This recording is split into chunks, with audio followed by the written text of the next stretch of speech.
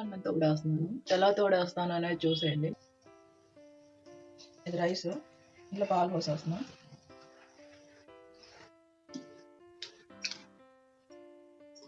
కాసి చల్లార్చిన పాలన్నమాట. చల్లారిపోయినాయి. నేను నిన్నే కాసుకొని ఫ్రిడ్జ్లో పెట్టుకున్నాను. అన్నం వేడిగా ఉంది కాబట్టి చల్లటి పాలైనా పోసేసుకుంటున్నాను. నాకు వేడి సరిపోద్ది. దీనిలో కొంచెం సాల్ట్ వేస్తాను, పచ్చిమిరపకాయ వేస్తాను, ఉల్లిపాయ వేస్తాను. ఇందులో ఉల్లిపాయ అంటే ఇష్టంగా తింటారు, అందుకే ఉల్లిపాయ ఎక్కువ వేస్తాను. పెరుగు అన్నమాట, ఇంకంతే.